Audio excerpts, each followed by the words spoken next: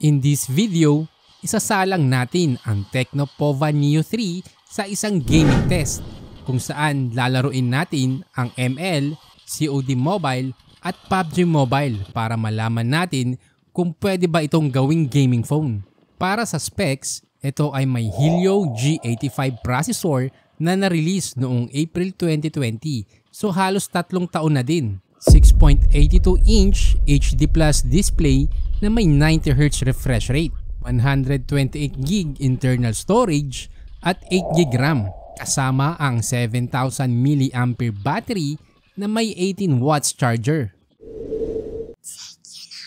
Para sa ML, available ang high refresh rate at ultra graphics. Lalaruin ko muna ito ng ilang minuto at ibibigay ko ang aking experience. Pwede ka din palang manalo ng 200 smart load pag nasagot mo ng tama ang 2 trivia questions na magpa-flash sa screen.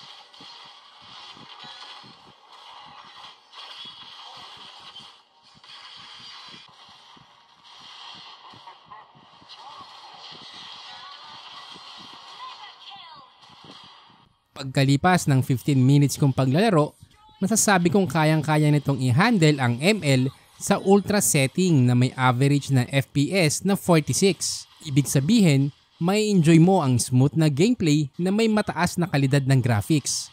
Pagdating sa PUBG, available ang HD graphics at high frame rate. Itatry ko muna to ng ilang minuto at ibibigay ko ang aking comment. Kung may smartphone ka na gusto mong makita ang gaming performance, i-comment mo lang at gagawan natin ng video.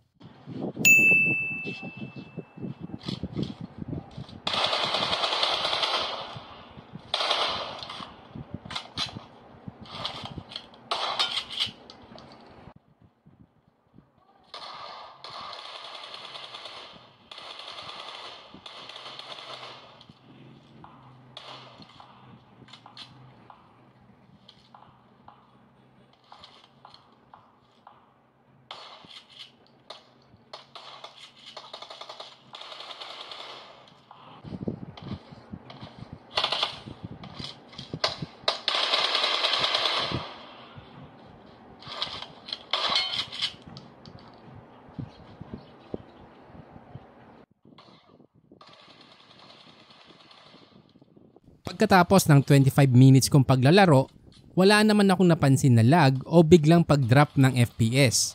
Nag-average din ang ating FPS sa 45 para sa high settings. Para naman sa COD Mobile, available ang medium para sa graphics at high frame rate.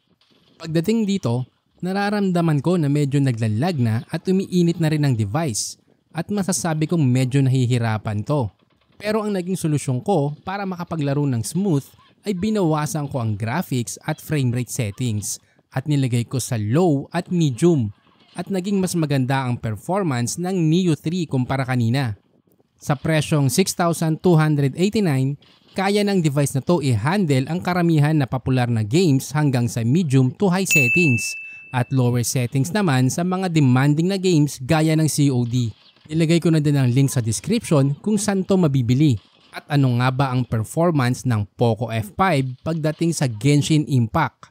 Just click here